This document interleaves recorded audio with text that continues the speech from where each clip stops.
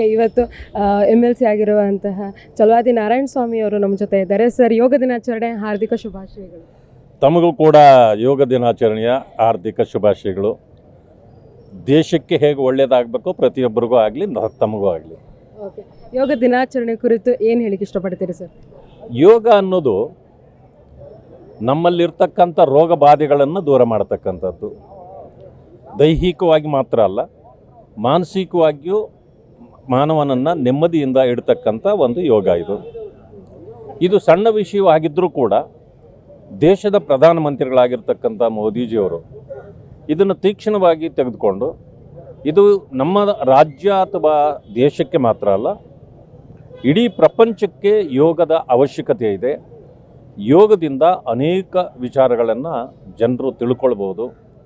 ಯೋಗ ರೋಗ ಬಾಧೆಗಳನ್ನೂ ಕೂಡ ದೂರ ಮಾಡ್ತದೆ, ಮಾನಸಿಕ ಸ್ಥಿರತೆಯನ್ನು ತರ್ತದೆ, ಸಮಾಜಕ್ಕೆ ನೆಮ್ಮದಿಯನ್ನು ಕೊಡ್ತದೆ ಅಂತಕ್ಕಂಥ ಇದನ್ನು ಇವತ್ತು ಪ್ರಪಂಚಕ್ಕೆ ಸಾರತಕ್ಕಂಥ ಒಂದು ಕಾರ್ಯವನ್ನು ಮಾನ್ಯ ಮೋದಿಜಿಯವರು ಮಾಡಿದರು.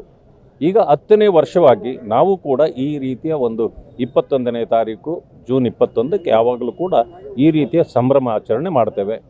ಕಳೆದ ವರ್ಷದಲ್ಲಿ ಮೋದಿಜಿಯವರು ಮೈಸೂರನ್ನ, ಇದೇ ಕರ್ನಾಟಕದ ಮೈಸೂರು ಹೆರಿಟೇಜ್ ಸಿಟಿ ಅಂತ ನಾವೇನು ಹೇಳ್ತೀವೋ ಅಲ್ಲಿ ಬಂದು ಮಾಡಿದರು. ಇವತ್ತು ಅದನ್ನು ಕಾಶ್ಮೀರದಲ್ಲಿ ಮಾಡ್ತಿದ್ದಾರೆ. ಸೊ ಇದು ಸಂತೋಷದ ಸಂಗತಿ. ಸರ್, BJP ಕಚೇರಿ ಎದುರುಗಡೆ ಒಂದು ಹಬ್ಬದ ವಾತಾವರಣ ಅಂತ ಹೇಳ್ಬೋದು. ಆ ನಿಟ್ಟಿನಲ್ಲಿ ಒಂದು ಕಳೆಗಟ್ಟಿದೆ ಯೋಗದಿಂದ. ಇವತ್ತಿನ ದಿನ ಯಾವ ರೀತಿ ಆಯಿತು ಸರ್ ಕಾರ್ಯಕ್ರಮ? ಇದ್ರ ಬಗ್ಗೆ ಹೇಳೋದು ಭಾಳ ಚೆನ್ನಾಗಾಯಿತು. ಅಧ್ಯಕ್ಷರು ಬಂದಿದ್ದರು, ಮತ್ತು ಡಾಕ್ಟರ್ ಅಶ್ವಥ್ ನಾರಾಯಣರವ್ರು ಬಂದಿದ್ದರು. ಎಲ್ಲ ಮುಖಂಡರುಗಳು ಸೇರಿ ಒಂದು ಸಂಭ್ರಮದ ದಿನಾಚರಣೆ ಅಂತಲೇ ಹೇಳ್ಬೋದು. BJP ಕಚೇರಿ ಮುಂದೆ ಯಾವಾಗಲೂ ಇದೇ ರೀತಿ ಸಂಭ್ರಮ ಆಚರಣೆ ಇರ್ತದೆ.